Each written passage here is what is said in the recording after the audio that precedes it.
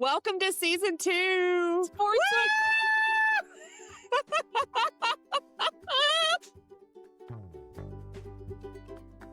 Perfect.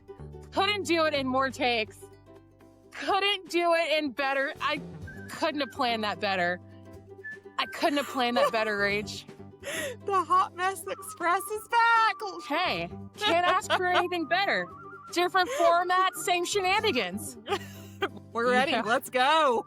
We're gonna throw down some punches. We might get knocked on the ground. We're gonna use our hot joking. I know we're not going down. All right. So the off season has been so insane, so crazy. We are so happy to be back. Week 0, college football. Thank God you're here. Thank God. I got so tired of watching German door frame hanging and Japanese game shows. I have been counting down the days. I mean, not the greatest games this weekend, but we'll take the Farmageddon Bowl.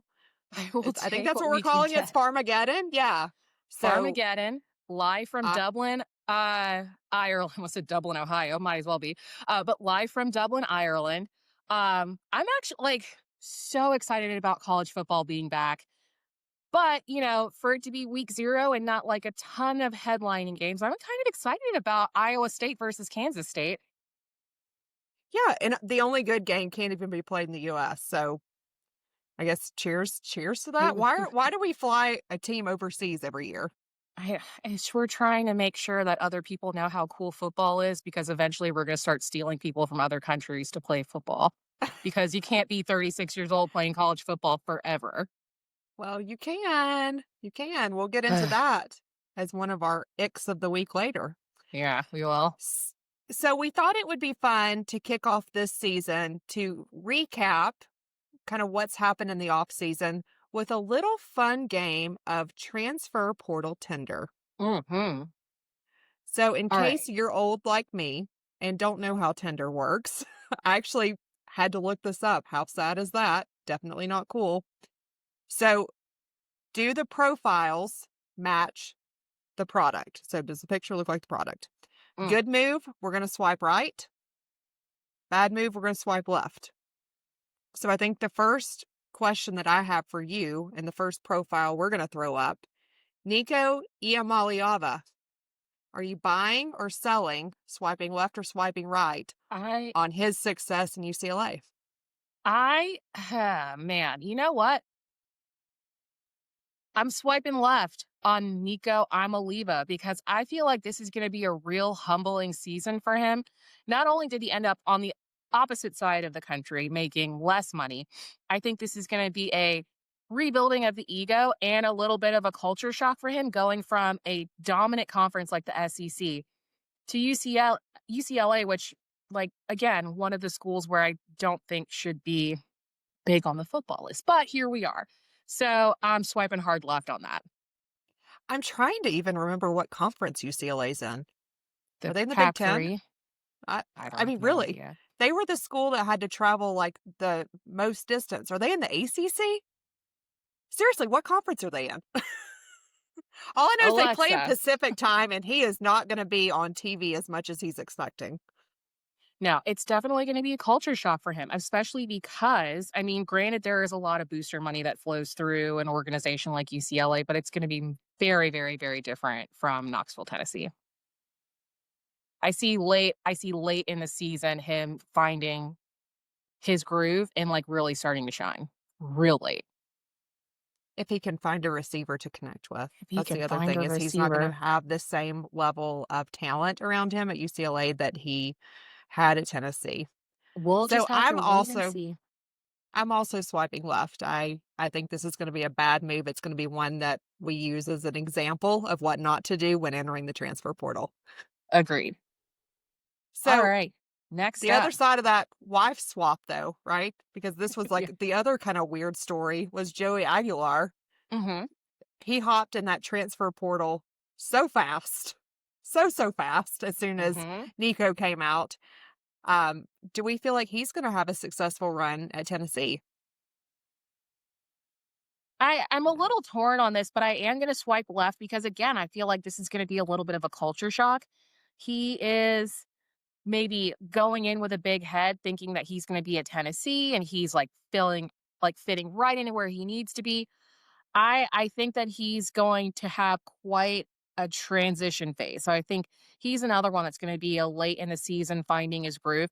Not that I mean, he had really great stats last season, but I think that it's going to be the culture shock of NIL, new conference, new team is going to catch up to him. And those big boys that are running at him on the defensive line, they're built differently in the SEC than they are in the Big Ten. I Oh confirm yeah, for UCLA sure. is in the Big Ten. The only one we didn't guess. That's crazy. But Oh, that is don't get us wild. started on Okay. that. Hmm. Again about the conference realignment. So there's a lot of madness happening in that conference, so we can't know everything. I know. All right. So next question on Transfer Portal Tinder. We had Carson Beck chasing tail down to Miami. And I mean, he tendered himself into the NFL, and then when he found out that he would be taking a pay cut, got lured right back to college. Hmm. Are we buying, selling, swiping left, swiping right on Carson Beck in Miami? So I I'm gonna say that I am swiping left. I think it's a no-go. I think that right now he's kind of riding this I'm hot shit, like nothing can stop me. But I can tell you right, nothing good happens in South Florida. Like you went down there, you lost your girlfriend, you lost your car, you lost your mind. Like I think that this is gonna be a difficult season for him. And granted, like you're stepping into a position. I mean, those are kind of big shoes to fill that are Cam Ward, and that literally is kind of like a sloppy second situation. But Carson Beck doesn't have terrible stats. He had a great team around him at UGA. I don't think that he's going to feel that same jive, that same connection with his receivers in Miami. I think it's going to be another really hard transition. Possibly I think he finds his groove sooner than Nico, but I'm not gonna put a lot of money on Miami, not that early in the season. So I'm very torn on this because, as you remember, last season, Carson Beck was giving away interceptions like he was giving away cars. That was our big joke last season. And Right. I still agree with that. But a lot of those incompletions were because his receivers couldn't catch a damn ball. So Facts. if he can capitalize on the receiving core, which was young last year with Cam Ward, Mhm, if he can capitalize on those guys, knowing that maybe the defenses aren't as strong in the ACC, Carson Beck's playing in a weaker conference, mhm. I think there's a chance for success. Yeah. Do I he's a little injured, he's a little banged up. I think he's got some ego issues to your point. Yeah, for Is he sure. going to fit into Cristobal's system? Possibly. So jury's still out. I don't know. I think I'm with you. I think I'm going to swipe left. I think he's going to be overhyped, overrated, but I think there is a potential for him to shock us. Yeah, I mean, I listen, raised in the SEC does make a good football player, but I think that he's got a lot of work to do. Just I mean, I don't wanna quote his ex, but Hannah said he just wasn't a good person. I think we're kinda gonna see that shine through a little bit. So I don't know. I'm, again, not gonna put any money on it. All right, let's move over to our favorite school that we love to hate, Auburn, and Eric Singleton. Mhm. He was our boy Haynes King's like savior last year. Yeah. Pulled off huge upset against Georgia. Um, and he has entered the transfer portal and has landed down with Hugh Freeze at Auburn. Mhm. Good move or bad move? I'm swiping right on this. I'm swiping right on this. I'm not gonna lie. I was a Georgia Tech fan last year. I loved the Haynes King, Erickson. I was into it, and I thought that that was a match made in heaven. I really did. I mean, granted, it's the ACC, so they didn't get the chance to shine as much as they did, but I was a fan for Georgia Tech last year, and I see great things coming from Eric Singleton. He's fast, he's got a lot of presence on the field, and I think that that's exactly what Auburn is going to need, and that's the exact kind of receiver that Auburn is used to having. So I think that that's going to be a great addition. And if Hugh Freeze can develop them in that whole line the way that Auburn typically could do, I mean, they just need to catch the ball and make plays. And I think that Auburn always falls back, which I think is going to be very interesting for their quarterback. Their quarterback has never been very strategic. Their quarterback has never been very good thinking on the fly. I think that if they can get the ball in the hands of Eric Singleton, Auburn is going to be very successful. So that brings us to Jackson Arnold, who is Mhm. another transfer portal Tinder candidate. Mhm. I am swiping right on Jackson Arnold. He was riding the bench last year at the end of the season at Oklahoma. He needs a second chance as bad as Hugh Freeze needs a third chance in his third season to be successful. And Mhm. I think some of the weapons that Freeze has been able to pull in through the transfer portal gives them a chance for success in the SEC. Mhm. I I I think that the two of these have potential to be very dangerous. I think Hugh Freeze being the offensive mind that he can be, we haven't seen it the last couple of years. Mhm. But I think that there is a lot of potential, and I'm swiping right on Jackson Arnold being a good fit at Auburn. No, I agree. I'm swiping right as well. I think that, God, his stats at Oklahoma were so terrible. So terrible. I think he had like almost for every touchdown he had a turnover. So again, what's going to be really important is what's always very important in the SEC is a mobile quarterback, but also a mobile quarterback that has the accuracy and a mobile quarterback that has the accuracy and can think well under pressure. So if Jackson Arnold can get all of that out of like bring all of those three components together and not do turnovers, Auburn's got a shot. Like, are they going to be at the top of the SEC? No, but they're not going to be sweeping the bottom with Mizzou like they were last year. So I feel they're not going to beat Alabama, but I feel good about Auburn. You know how hard it is for us to give any kind of kudos to Auburn, but But I you will know what say, though? Like, I'll say that I like to think that I am not a fair weather fan, but I'm a fair fan. And I'm going to give credit where credit is due. And I think that Auburn has a shot because even if they do well enough to get to the SEC championship, good on the SEC. I would rather the SEC look good overall than like three teams continue to dominate. I need the conference to do better, especially with $1 million rosters being tossed around all over the organization. Love it for Auburn. yeah, I agree. I think the SEC is stronger. The games are more fun to watch when Auburn is competitive, and Hmm. they do have a potential this year to be a dark horse. Everyone's going to count them out early. They really have a favorable schedule. If you look at Hmm. it, they're not playing a Florida schedule. Who poor Florida? Why? Every year, not that I love Florida, but God, you can't give them the toughest schedule in America 2 years in a row. Like that's just I mean. just, it's so crazy because I remember last season we were talking about Napier being in the hot seat. And it's like he's continuously in the hot seat because they have the hardest schedule like No. of all time. It's so they have the hardest schedule. I'm talking about like back to back conference away games. Like I feel genuinely bad for Florida. Florida also is. I mean, they don't have Flagway. I feel like Florida could be a force to reckon with Yeah. if they had a few cupcake games thrown into their schedule, like the University of Alabama. I think that the next thing that the NCAA needs to look at, aside from these bullshit rules, is the schedule. God, the NCAA, I'm gonna swipe left on their off season. Listen, I'm going to say it, and I've said before, and I will say it So again. We need to get rid of the NCAA. We need to go straight to having commish. Going to go ahead and nominate Nick Saban to be commissioner of college football, and like let that be that. Because I just don't know what they are doing with all of this fine money that they're collecting left and right. I don't know what they're doing. 25 years ago, Michigan would have gotten the death penalty for what they did. Oh, And now 100%. and now they get a slap on the wrist and some fines and their coach sits out the Nebraska game. Cool. Like Actually, why don't you just tell us what you think is fair, Michigan? I mean, it's one step That's above exactly that, what they did. right? That's exactly what they did.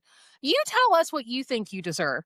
Well, we've already put in so much time of our punishment already, and you know, we already got rid of the bad eggs. So Well, you and slap a no-show clause on the people that are already gone. yeah, a 10-year plus the 3 he already has. He's not coming back to college. I'm getting on the soapbox. Connor This Stallions is can't come back to college. I He mean, can't come they're back to college, but they already put him in a position to continue to cheat for Michigan by making him the head coach at the high school that's down the street from Michigan. They're already cheating again.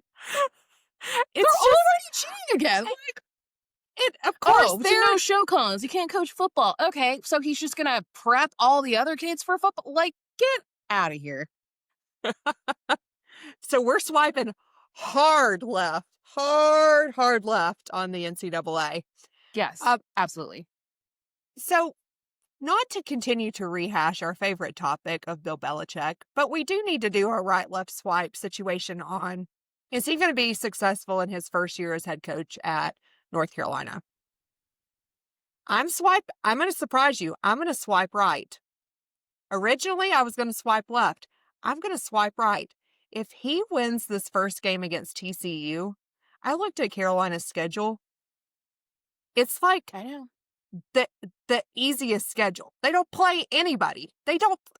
He They could did be it on purpose, Rach. I They did it know. on purpose. This is a transactional relationship for the University of North Carolina and Bill Belichick. They need him as much as he needs them. If they beat TCU, they might be 8-0, 9-0. They might be in playoff discussions by default because their conference they don't play Clemson. I don't think North Carolina plays Clemson. They don't play what? Yeah, I know. Now I'm gonna look it up. What are your thoughts? Well, no, I mean, I agree. It's a swipe right. Again, this is a transactional um relationship between Oh, they do the play University of Clemson. North Carolina and Bill Belichick. They didn't bring him all the way down here and pay him all that money for nothing. They need him to win. Also, in case you didn't know, they already have deemed that every single game is already sold out. The season is sold out. They have to win games. There is way too much has been invested into the show pony that is the North Carolina Tar Heels playing football this year. And to make, to add insult to injury, they have to prove a point that they fired their winningest coach. They have to say that they did it for some good reason. So they're not going to let the program fail. They're going to do everything in their program to do it. I mean, everything in their power to do it. And I agree. I agree. So Belichick, we're swiping right on him. He swiped right on Hudson. They do play Clemson. They do not play Florida State or Miami. So dumb. They're going to play the University of North Carolina at Charlotte, which is essentially Richmond, Wake Forest, Concord High School. Yeah. So I mean, Wake Forest, Big Orange. They have Duke. two games to circle. They've got Clemson and they've got TCU. So frustrating. I hate this. Syracuse, but I mean UCF. That'll actually be a good game. Kind of pumped about that. Yeah, I agree. Syracuse always pulls out a November surprise, so we'll see. All right, so any other transfer portal tenders that come to mind for you? So the only one that I can think of right now is every time I see this guy's last name, I think of Toe Mater from Cars. But John Mateer, who is the quarterback that transferred from Washington State to Oklahoma, who has somehow already gotten himself in all kind of social media scandal by getting targeted by Venmo scammers who made everyone think that he was participating in sports betting. But he's coming over with an offensive coordinator that also came from Washington State. He's got a damn good record under his belt. So I feel like I'm going to swipe right on this only because, it's Oklahoma and like they're new to the SEC. I kind of want the SEC. I mean, I want Oklahoma to be awesome, but I want them to not be piss poor like they were last year because that was real hard to watch. It's real hard to watch. So I'm gonna swipe right. I'm gonna swipe right as well, and I think that Brent Venables is in a vulnerable position like Hugh Freeze. He Hmm. needs to see success this year or he's out of here. Yeah. So there's pressure on both of them to deliver wins at Oklahoma because that fan base is going to get restless. Yeah. They're already pissed that they had to join the SEC, and to see that they were a mediocre team in the Big 12 that Yeah. now has become a worse team in the SEC. It's not great for that fan base. So Venables Also, has to this could produce or he's out. Yeah, also this could be a good instance of like the NIL working the way that we would love to see it work, where you have somebody come from a school that doesn't necessarily get a lot of recognition.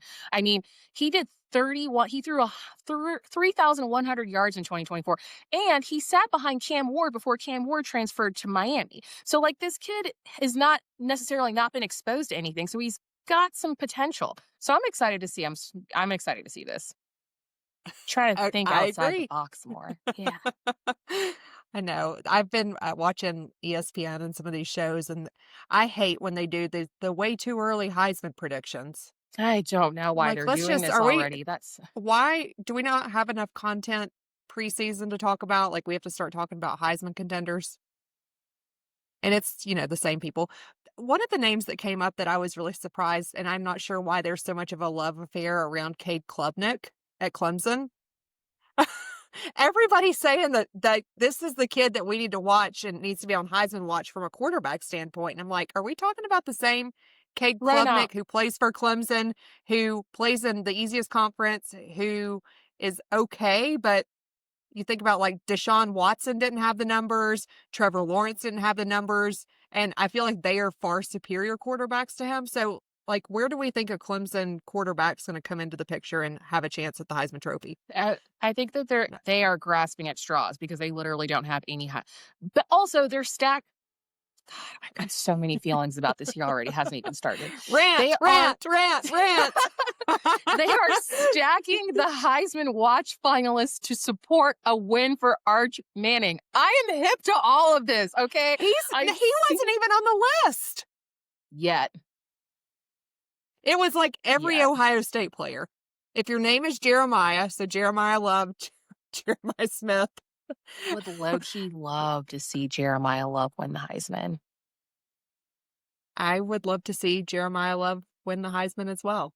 Give it to a Notre Yeah, but I Dame hate guy. As Ohio much as we State. hate Notre God, I hate- Jeremiah loves it, Notre Dame. I know, but I just thought about how much I hate Ohio State at the same okay. time. I was like, wait, God. we're talking about different Jeremiahs. No, I know. It was like the name recognition, and I just immediately thought about how much I hate Ohio State. But just think about, those Ohio State fans did not get the satisfaction they were hoping for this week, which just made you so happy. I was so happy. I was so happy because I know Ryan Day is just sitting there, just all puckered and looking disappointed. Can't wait. Can't wait for next week. So a new segment that we wanted to bring to life this season, and we're going to have a bracket challenge at the end of the season around this. Okay. It's called WTF. Wackos that function barely. It's like the biggest idiots of the week that we could find. And it seemed fair and justified this week that we would bring the Auburn Tigers as our WTF because what the fuck? You're going to just give yourself 4 more national championships just because? What? I thought this was like an AI scam when it started coming out on social media. And I don't trust anything that's not on ESPN. And ESPN has yet to release an article about this because I think they're even like, just because you claim it doesn't mean anybody's going to recognize it. And we're giving you no merit of recognition by even mentioning this on our network.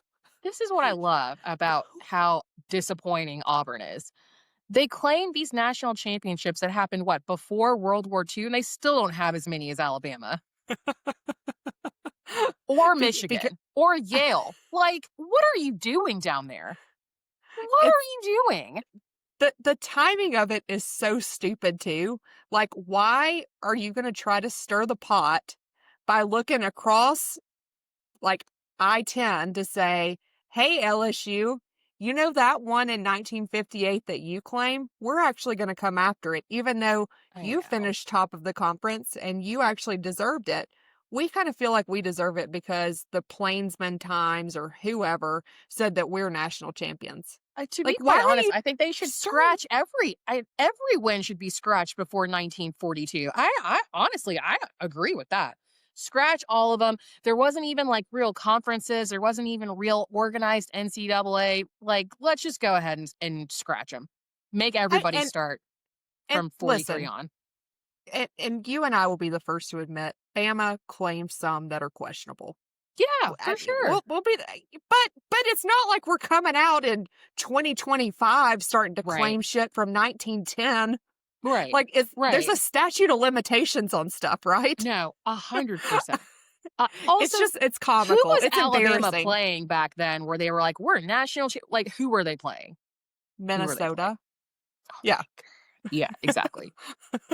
Oklahoma, Minnesota. I I mean, guarantee you that there was no Derrick Henry playing for any of those teams back then. So definitely doesn't count. they didn't even wear helmets in 1910. That doesn't even make any sense why they would want to even claim that. Like they should take more sense of pride in like winning everything after the fact. Like, look how good we are after we invested in our players and developed our team and like put more strategy into it, as opposed to just like 8 dudes running down a field with a shoe on their head, which is essentially what it was, and a And I mean, deflated ball. what I think it is the poor Auburn fans. They don't have anywhere. They have all this toilet paper stocked up from COVID. They haven't had any time to throw it. They have had nothing to celebrate. So they're like, because our team can't win on the field. We don't have Yeah, a legitimate shot of getting a national championship anytime soon. So let's just give them a participation trophy. Thank you so much for being fans, loyal over the last, 10 years of our shitty and suckiness. Please go and throw some toilet paper in the trees to feel better about yourselves. you And then might we as don't well have to just give them all celebrate the kick rings six too. anymore. Like, that's what they're still celebrating is the kick six. Last year they wheeled that trophy out, remember, before the Alabama game, and it was like, let's celebrate 10 years of the kick six. Just desperate. Like, It's this so is so desperate. sad. It's so sad. It is sad. So, I mean, if this gives them something to celebrate, that's fabulous. But again, there's a big difference between recognition and acceptance. 100%. 100%. I don't know, friend. I don't know about all that. So, any predictions on the Farmageddon? Do you think, like, I admittedly care zero about Iowa State or Kansas State. Their quarterbacks have great hair. That's They what I'll do. say. That why do they have such good hair? How, I like, don't I know. need whatever they're doing. So I both of need that you for know what's mine. crazy? So this I actually did have to look this up. Neither of them have NIL deals with any shampoo companies. And I was like, for sure thinking that Avery Johnson was going to do some kind of partnership with the Palomero Yeah, that has all the luscious Palabalu. locks from the for the Head and Shoulders commercials. I thought for Yes. sure there was going to be an NIL deal in there, sprinkled in there somewhere with Pantene Pro. Nothing. It's like CVS and something else. I mean, there's definitely money to be made because those locks are luscious. They are They not color are. treated. They are fresh. They're clean. I Although, know. does it seem? I always wonder why, if you're a football player and a guy, obviously, do you need long hair? Does that not get like all itchy on your neck? Oh my The God. same Aren't with they like like so facial hot? hair. Like I'm I so hot know. with my hair all the time. Like I want to cut all of my hair off because I'm just like so hot with it touching the back of my neck. And they're like doing physical activity. I just can't even imagine. It's like a blanket. And then, like, Oof. you would think that facial hair, like if you have a big beard and you have that chin strap that's just like rubbing all Oh over, God. that like actually really bothers me. That and the hair, like I don't like to even walk without my hair in a ponytail, so I can't even Well, imagine. hopefully they will have their hair up in buns when they play in Ireland. But this is going to be an interesting game because I actually didn't know that this was an unknown rivalry. that Kansas State versus Iowa State, this is actually a big deal. And with both of them having breakout quarterbacks, they both had great seasons. You know, the quarterback, Rocco Becht, which I know I'm saying his last name wrong, over at Iowa State, he's coming off of like an awesome season. So this is going to be really, really interesting to see how this plays out. And I don't know why, but I feel very invested because it's week 0 and there's literally no other football on. But I'm excited to see how this is going to play out because of the 3 or 4 games that are going on this weekend. This one is going to be one to watch. So I'm excited. And Avery Johnson on the other side of the ball at Kansas State also had a great season last year. So we do have 2 very good, very interesting quarterbacks on either side of the ball. Kansas State's favorite. The line's like, I think, at 3 right now. So we'll see if that changes. But yeah, I think it's going to be interesting. I don't think that the outcome of this game impacts college football playoffs at all because I don't think either of these teams have the roster to have a chance. I mean, maybe, if they go undefeated, maybe, but but it could be interesting. So it could be interesting because Iowa State, their team got absolutely ravaged by the draft. So with them not having like a ton of receiving players coming back, I don't know. I think this will be interesting to see if we are going to see some teams shuffle or players are transferring out of Iowa State, or are we going to see some players transferring into Iowa State? So I feel like this is one of these schools to watch because while they won't necessarily have the purse to pay for a ton of people to come, it could be some opportunity for some smaller schools, I don't know, to do some shuffling. So I'm watching. I'm watching everybody. Everyone is up to something, especially that Taylor Swift, because she dropped her new album right before our season dropped, and I think she knew because, our podcast is definitely better than the Kelseys. I'm kidding. Her people didn't respond to our people. Her people didn't talk to our people. We had the perfect platform for Tay-Tay to announce her new album. We have so many things. Hey, you know what? I would take Kylie Kelsey on our podcast because I love her. Well, so that's really interesting because I wondered why she didn't announce it on Kylie's podcast because I really, really love her. But also, like, I have a theory, and I think it's been now, I've said it out loud, and now everyone else is talking about it, but I think that they are teeing up Tay-Tay to do the Super Bowl. Oh, yeah.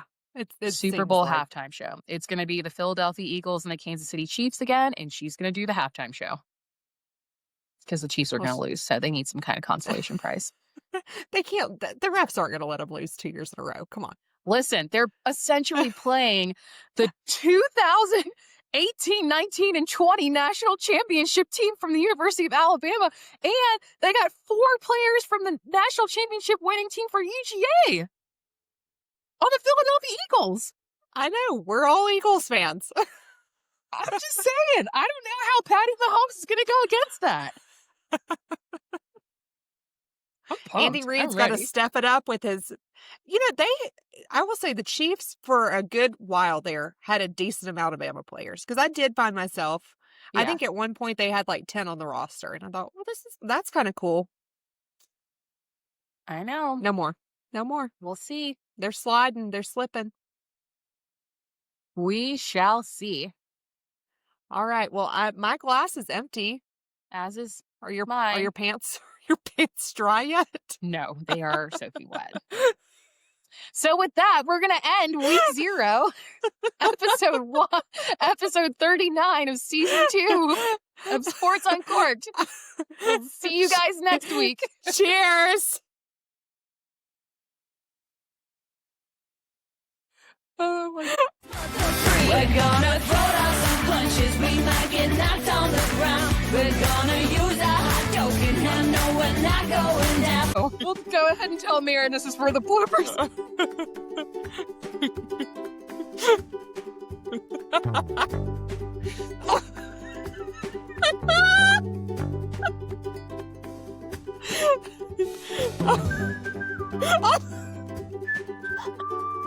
Marisa peed her pants. She peed her pants. Only the cool kids peed their pants. Wait, Rach, I think the best part about this is that it was like a prepubescent guy where I was like, oh my God, I'm losing my cord. Oh my God. Oh my God. I'm dying laughing. All right. Seriously, welcome to season 2, ladies and gents. You could not ask for it to be better. You really couldn't. Oh my God. Well, cheers.